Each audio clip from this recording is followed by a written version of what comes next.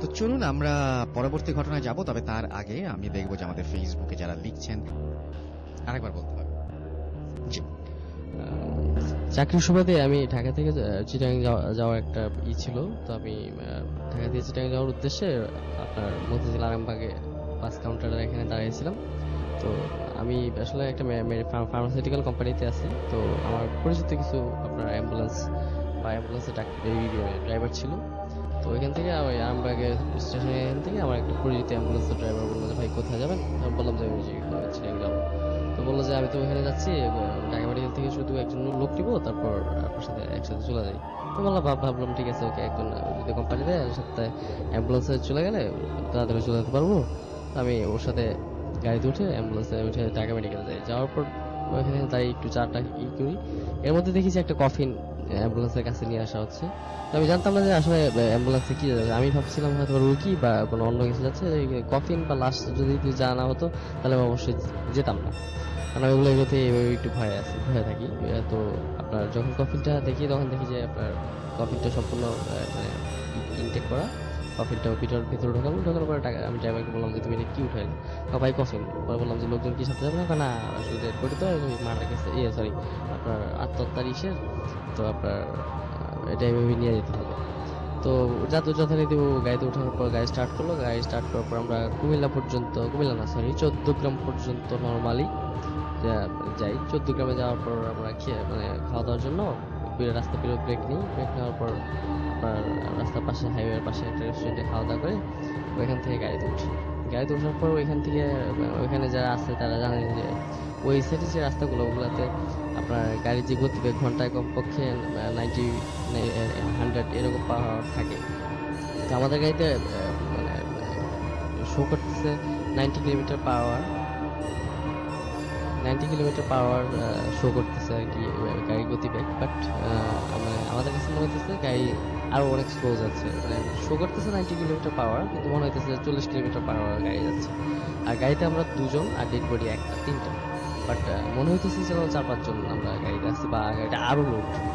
তো শরীরটা একটু ভালো লাগতেছিল। তো ড্রাইভারের দিকে আমি তাকাচ্ছিলাম। ড্রাইভার বলতেছে ভাই আপনি অন্যদিকে তাকিয়ে ই করেন না, আপনি সামনের দিকে তাকিয়ে থাকেন, কোনো দিকে তাকানোর দরকার নেই, আপনি আপনার মতো ই করেন। তো আমি কানে হেডফোন লাগিয়ে মানে একটু চোখে তন্দ্রার মতো আসছিল। তো আমি মানে চেয়ার সাথে ই করে শুয়ে রয়েছিলাম। তো কখন যে চোখে হালকা ঘুম আসে পড়ে আমি বুঝতে পারিনি।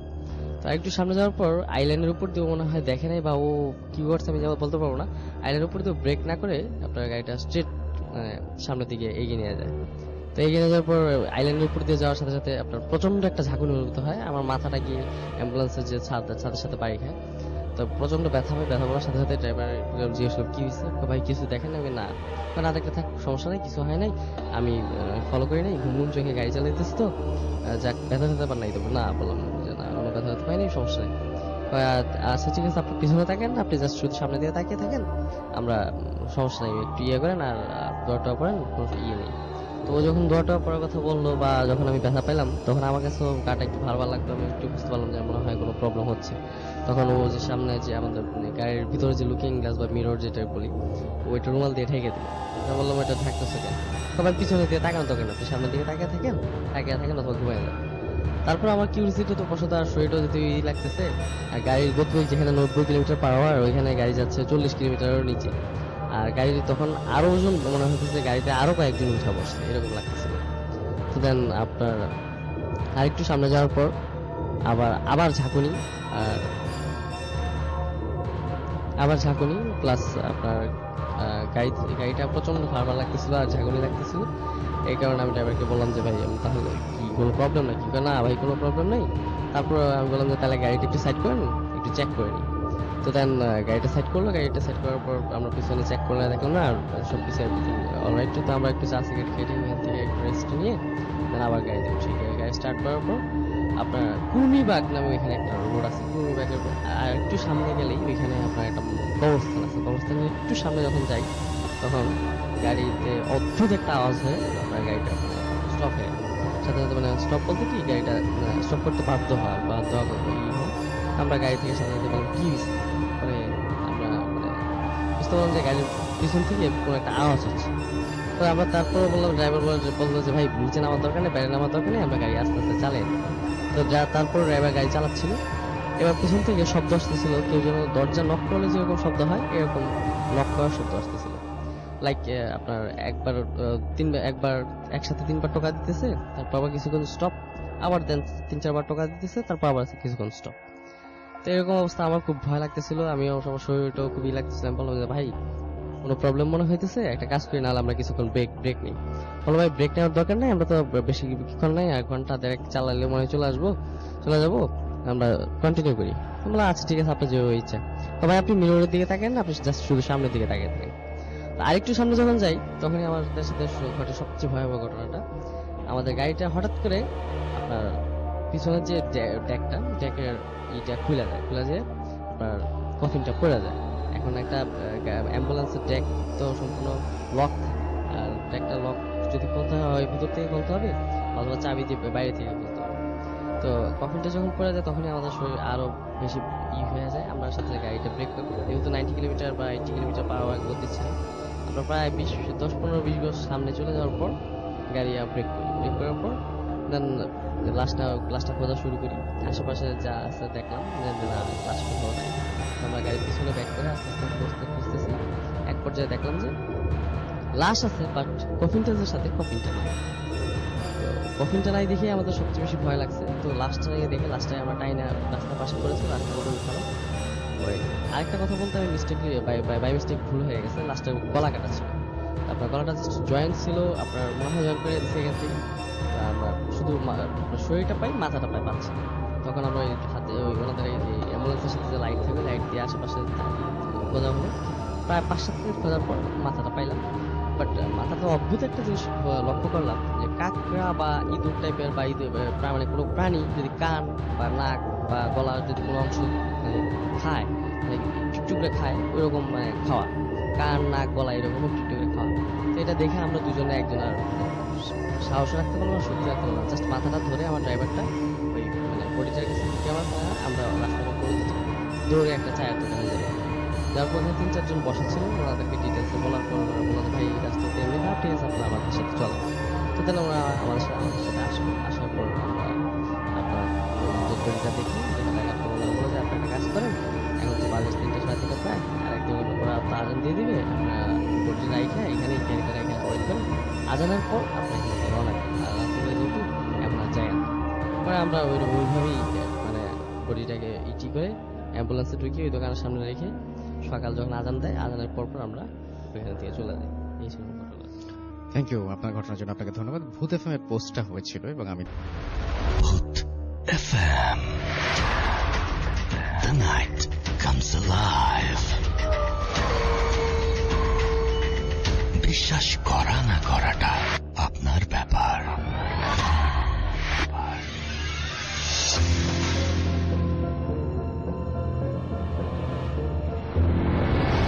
আসসালামু আলাইকুম রাসেল ভাই, জানি আপনি অনেক ভালো থাকেন, এই জন্য জিজ্ঞেস করলাম না আপনাকে। রাসেল ভাই, এর আগেও আমি ভূত এখন একবার এসেছিলাম 2015 সালে। তো যাই হোক, রিসেন্টলি ঘটে যাওয়া একটা ঘটনা আপনার সাথে শেয়ার করতে চাই, যদি ভালো লাগে তো শেয়ার করতে পারেন। ঘটনাটা হচ্ছে এইবারই রোজা ঈদের 3য় দিন।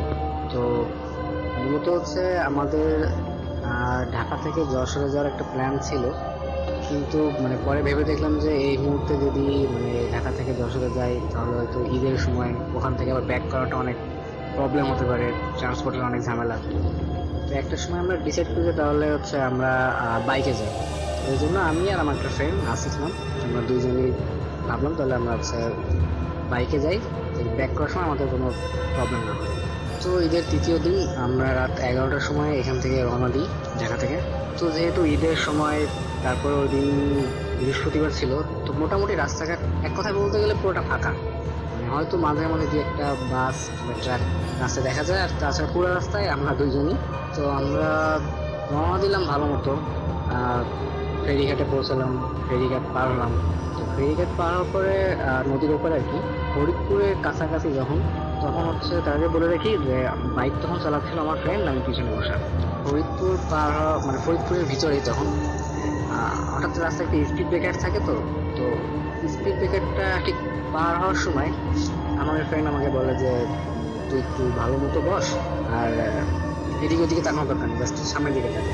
আর যেহেতু ওই দিকটা অনেকটা ফাঁকা, আপনার রাস্তাটা দেখতে গেলে একদম পুরো সোজা একটা রাস্তা, দুই পাশে অনেক গাছ, আর রাতের অন্ধকারে তো মানে গাছগুলো এমনভাবে দেখা যায় যেন মনে হয় যেন আপনি কোনো একটা জঙ্গলের ভিতর দিয়ে আছে, দুই পাশে পুরো গাছ ঢেকে আছে। এইটা হচ্ছে মানে ফার্স্ট ঘটনা। ও আমাকে জাস্ট এটুকু বলে যে তুই এদিকে ওদিকে তাকাস না, জাস্ট সোজা তাকা আর ঠিক মতো থাক। তো আমিও ভাবলাম হয়তো মানে যেহেতু রাস্তা ফাঁকা হয়তো একটু স্পিডে চালাবে, সেই জন্য আমি আর অতটা কেয়ার করলাম না। তো যাই হোক, ফরিদপুর আমরা পার হলাম। ফরিদপুর পার হয়ে যখন আমরা মাগুরার কাছাকাছি, হ্যাঁ মাগুরার ভিতরে তখন ঢুকে যাই আমরা। মাগুরার ভিতরে ওখানে যেয়ে তখন আমরা একটু রেস্ট নিই, আসলে অনেকক্ষণ মানে একটা তো বাইক চালালো, এবার তাহলে একটু রেস্ট নিই, রেস্ট নেওয়ার পরে আমরা আবার স্টার্ট করবো। তো আমরা ওইখানে একটু রেস্ট নিই 10-15 মিনিট। তো রেস্ট নেওয়ার পরে এবার হচ্ছে মানে আমি বাইক চালাই। তখন থেকে যখন আমরা বাইক স্টার্ট করি তখন রাত 3টা থেকে 3:30টার ভিতরে এরকম একটা টাইম। তো বাইক স্টার্ট দিলাম, যেহেতু রাস্তা ফাঁকা আর রাতের বেলা, সো আমাদের বাইকের স্পিড তো মানে যেহেতু স্টার্ট দিলাম তো মানে প্রথম দিকে 60-70 এরকম স্পিড। তো হঠাৎ করে আমাদের বাইকের লাইটটা সামনে পড়লো, দেখি যে রাস্তার ডান সাইডে এক ভদ্রলোক, মানে দেখে মনে হচ্ছে একটু বয়স্ক, পিছন থেকে দেখে মনে হচ্ছে মানে ওনার হয়তো কোনো একটা পাঞ্জাবি করা, একটু বয়স্ক, মানে মুরব্বীরা যেরকম। তো ফার্স্টে আমরা এটা ভাবছি হয়তো যেহেতু মানে রাত ফজরের টাইম, হয়তো উনি নামাজের উদ্দেশ্য তো বাসা থেকে বেরিয়েছে। তো এই তো তখন আমাদের থেকে ওনার ডিস্টেন্স প্রায় 50-60 হাত।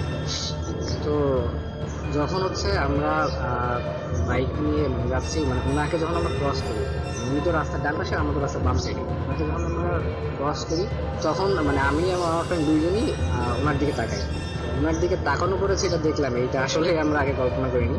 তা ওনার দিকে তাকানো পরে দেখলাম যে আসলে ওনার শুধুমাত্র একটা শেপ আছে, ওনার মানে মাথা নেই, মাথা নাই। আর ওনার যে পাঞ্জাবিটা পরা ওটা অ্যাজ লাইক দেখতে মনে হচ্ছে মানে একটা হ্যাঙ্গারে পাঞ্জাবি ঝুলায় একটা জমিনটা দেখায় তেমন, জাস্ট একটা ড্রেস ঝুলতেছে এখানে। ওনার পার দিকে অবশ্য আমরা খেয়াল করিনি, বাট ওনার কোনো মাথা নাই। এইটা দেখে তো মানে কি বলবো কি করবো কোনো কিছুই কাজ করছে। তো আমার ফ্রেন্ড তখন কাজ বলে যে তুই ওই দিকে তাকাস না, তুই স্পিড বাড়া, জোরে চালা।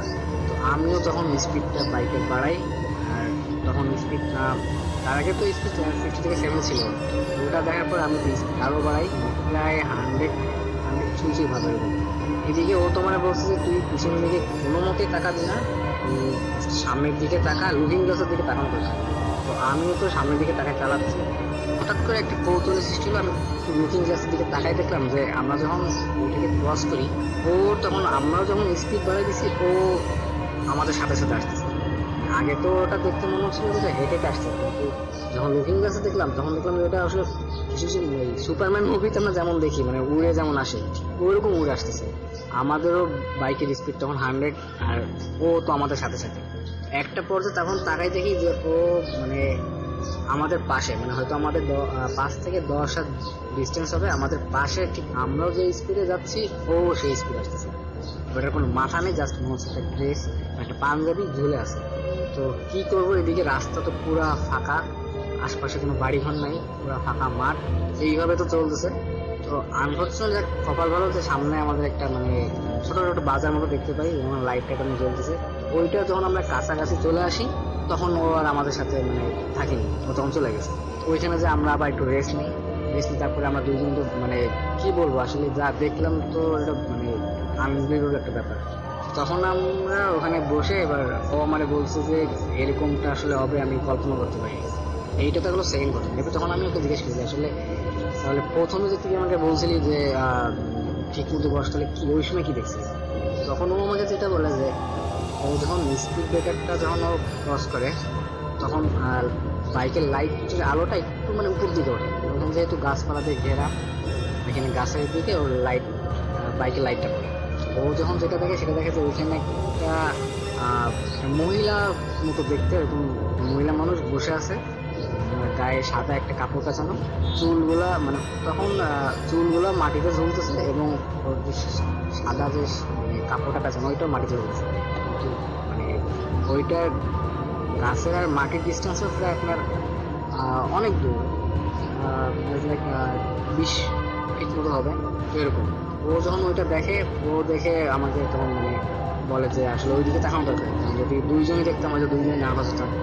ও নাকি ওইটা দেখছে, যখন লাইটটা পড়ছে তখন ওইটা দেখছে, দেখার পরে ও আর আমাকে কিছু বলেনি, বাট ও নাকি স্পিকারটা পাওয়ার উপর একটা জিনিস খেয়াল করে দেখে যে লাস্ট টাইম আমরা যেটা দেখলাম যে আমাদের সাথে এটা যেভাবে আসছিল ওইটাও নাকি ঠিক ওইভাবে আমাদের সাথে আসছিল। কিছুক্ষণ পরে ও ওইটা দেখিনি, এই জন্য আমাকে তখন নোটিস করিনি, আর আমি অতটা খেয়াল করিনি। এই হচ্ছে আসলে আমাদের একটা এক্সপিরিয়েন্স শেয়ার করলাম, যদি ভালো লাগে তাহলে শেয়ার করলাম। FM. আসসালামু আলাইকুম ইসলাম। আমার নাম হচ্ছে আব্দুল্লাহ মোহাম্মদ।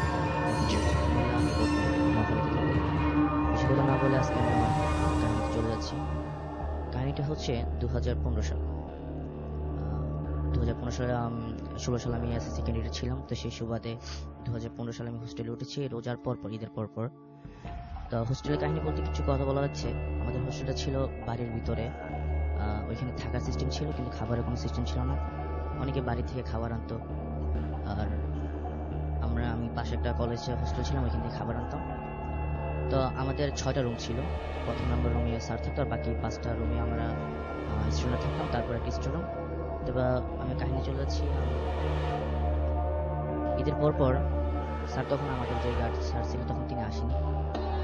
তো সবাই আমরা 2 নম্বর রুমে বসে সবাই আড্ডা দিতেছি, অনেকক্ষণ গান নাচ অনেকক্ষণ করার পরে রাত তখন 11টা বিবি বাজে। তো আমার একটা ফ্রেন্ড ওয়াশরুমে পাইছে, ওয়াশরুমে যাচ্ছে। তো ওয়াশরুমে যাইতে হলে ওই স্টোরুমটা ক্রস করতে হয়। সে যাওয়ার পথে একটা বাচ্চার কান্না তার কানে লাগে আর কি। সে প্রথমে পাত্তা না দিয়ে চলে গেছে, তারপর ওয়াশরুম করাও তো আস্তে আস্তে কান্নাটা বাড়তে থাকতেছে। সে সেই সুবাদে পিছনে তাকানোর পদ্ধতিতে 6 মাসের বাচ্চা তার দিকে অবাক দৃষ্টি তাকে কান্না করতেছে। সে একটা দৌড় মেরে আমাদের দরজার সামনে এসে সেন্সলেস হয়ে গেছে। আমরা সবাই ধরাধরি করে বিছানা করে নিলাম, মাথায় পানিতে পানি ঢালার পর তাকে কান্না শোনার পর থেকেই আমরা মানে প্রত্যেকজন প্রায় প্রথম স্টুডেন্ট ছিল সবাই ভয় পেয়ে গেছে। তারপর এই তখন আমাদের এই প্রবলেমটা হইতেছে, হঠাৎ করে দেখতেছি যে রাতে প্রবলেমটা বেশি হতো। আর আমাদের স্যার যেহেতু ছিলেন 10টা বাজে, ছিল তার বাসা ছিল বিধায় তুই চলে গেছে। হঠাৎ করে রাত 10টা বাজে দেখা যেত যে হঠাৎ করে আপনার দিনের পর কিছু পড়তো, মানুষ থাপড়া হতো, মানুষ হিসেবে হাঁটে সেরকম আওয়াজ হতো। আর শেষ একটা ঘটনা হচ্ছে, আমরা খাবার যেহেতু আমাদের সুবিধা ছিল না, আমরা রাত্রে কেক নিয়ে আসতাম সকালে খাবার জন্য। দেখা যেত যে আমরা কেক ব্যাগে রাখতাম, তা ব্যাগে প্যাকেট ছিল, প্যাকেটের মধ্যে কেক সময় থাকতো না। এটা মনে করতো যদি ফ্রেন্ড সার্কেল থাকতো এমন কেকের প্যাকেট থাকতো, কেকের ভিতরে কেক থাকতো। তো একদিন সকালে আমাকে 6 নম্বর থেকে 4 নম্বরে ট্রান্সফার করা হয়। তো এই রুমটা দীর্ঘদিন বন্ধ ছিল। তারপর আমি আমার একটা ফ্রেন্ড ছিলাম, ওই 4 নম্বর রুমে যাওয়ার পর থেকে আমার সাথে ওই রুমে যাওয়ার পর যে আমরা একদম দুই সাইডে আমরা দুজন থাকতাম। ওই রুমে 4 জন থাকতে পারতাম, কিন্তু কোনো সময় আমরা 4 জন ছিলাম না, 2জনই স্যার রাখতো। কেন রাখতো স্যার সেটা ভালো জানতো। তা আমি রাত যখন হইতো তখন ফিল করতাম যে আমার পাশে কেউটা আছে, এটা আমি ফিল করতাম যে আমার পাশে ফিল করতাম যে পাশে কি যেন আছে আমার। আর প্রচুর একটা মহিলার কান্নার আওয়াজ শুনতাম, মাঝে মধ্যে ঝুমুরের আওয়াজ, আর মাঝে মাঝে খুব চিৎকার করে কান্না। এটা দেখে আমি নিতান্ত খুব ভয় পাইতেছি। তারপর আমি শেয়ার করলাম, তারা নাকি সেটা শুনতেছে। তো তারপরে আমি এটা পাত্তা না দিয়ে মৃত্যু হইতেছে, আমি তার পাত্তা দিতাম। তো একদিন যে আমার রুমমেট ছিল সে বাড়িতে চলে গেছে, তো আমি রুমে একা ছিলাম। সবাই আড্ডা মাড্ডা দিলাম, স্যার যাওয়ার পরে খাওয়া দাওয়া হইলো, সবাই ঘুমাইতে পড়তে 12টা বাজে। সবাই রুমে চলে গেছে, আমি আমার রুমে একা শুয়েছি। তো মনে হয় আধা ঘন্টা আমি ঘুমাইনি। আমি ফিল করতেছি একটা কান্না আমার কানে বাজতেছে। তা আমি এটা পাত্তা না দিয়ে আমি একদম চোখ বন্ধ করে হাত শুয়ে আছি। তা আমি কিছুক্ষণ পরে ফিল করতেছি আমি ভাসতেছি, এরকম কিছু একটা ভাসতেছি আমার মনে হচ্ছে। তারপর আমি চোখ খুললাম, খোলার পর আমি যা দেখলাম তা আসলে আমি কোনো সময় দেখার জন্য প্রস্তুত ছিলাম না। একটা সাদা পরা কাপড় পরা এক মহিলা, মুখটা খুব বিবর্ষ ছিল, দাঁতগুলো কিছুটা খাইছে, খুব রক্তাক্ত, চোখের জায়গায় নেই। আর চুলগুলো সাপের যেভাবে প্যাঁচেগুলো করলো। তা আমি যতটুকু দোয়া পড়া আমি পড়তেছি, কিন্তু আমার কোনো কাজ হচ্ছে না। হাত পালা ট্রাই করতেছি, হইতেছে না। মানে চিল্লা দেওয়ার যে মানে ট্রাই করতেছি, কিছু হইতেছে না। অনেকক্ষণ যাবত এর হইতেছে না। তারপর হঠাৎ করে মানে আমার দেখতেছি আমি না হাত পা লাগতে পারছি, চিল্লাচ্ছি। তারপর senseless হয়ে গেলাম। আমার friends এর সবাই আসলো, দরজা ভাঙলো। ভাঙার পরে আমার পানি টানি ঢাললো, তারপর আমি ঠিক পেলাম। তারপর আমি আমার আগে যারা ছিল আমাকে question আমি বড় ভাইকে জানাই যে ভাই আসলে এই কাহিনীর ব্যাপারে আপনি কিছু জানেন কি? তো উনি আমাকে বললো যে 4 নাম্বার রুমে আমরা যখন ছিলাম তখন 4 নাম্বার রুমটা অফ ছিল। তোমরা হয়তো বা স্টুডেন্ট বেশি ছিল হয়তো করছি, কিন্তু 4 রুমটা কিসের জন্য বন্ধ ছিল আমরা জানতাম না। হয়তো বা কিছু আছে, আর আমরা কিছু মানে আমি আন্দাজ করছি যে এরকম কিছু না আছে, কিন্তু স্যার আমাদের অনেক বলেন। তা আমরা প্রতিনিয়ত আপনার এই কান্না বা মানে আমার সাথে মানে নিত্যদিন মানে এটা হইতেছে, বাচ্চার কান্না বা আমাদের হাসি ঝুমলা মানে আমার সাথে হইতেছে। তো হওয়ার পর আমি আমার আব্বুকে জানালাম, আব্বু আবার হুজুরের সাথে কথা বললো, তো হুজুর কিন্তু সেখানে গেলাম। আমার হসপিটাল খুললো, জানার পরে উনি আমার কিছু বললো না, তা আমার আব্বুকে বলছে আর কি। তা আমার আব্বু থেকে আমার শোনা যে দীর্ঘদিন প্রায় অনেক বছর আগে এটা একটা মহিলা হোস্টেল ছিল, এটা একটা লেডিস হোস্টেল ছিল। তো একটা মেয়ে বিয়ে হওয়ার আগে সন্তানের মা হয়ে গেছিল। তো এখানে বাচ্চারা অনেকদিন সে বাড়িতে যায় না, এখানে বাচ্চারা প্রসব করছিল। তারপরে তার যে বয়ফ্রেন্ড ছিল সে তার এই বাচ্চাকে স্বীকার করেনি। তো 2-3 মাস যাওয়ার পর সে যখন তার ওই বয়ফ্রেন্ড তার বাচ্চাকে স্বীকার করতেছে না, তারপর নাকি সে তার বাচ্চাকে নিজের হাতে হত্যা করে নিজে ওই 4 নাম্বার রুমে আমি যে বেডে ঘুমাইতাম ওই বেডের উপরে সে ফাঁসি দিছে। তারপর নাকি মানে অনেক তারপর থেকে নাকি হোস্টেলে মানে অনেকদিন বন্ধ ছিল, কারণ তারপর থেকে নাকি তার আত্মা বা লেডিস হোস্টেল অনেক বছর অফ ছিল, এটা 15 বছরের মতো।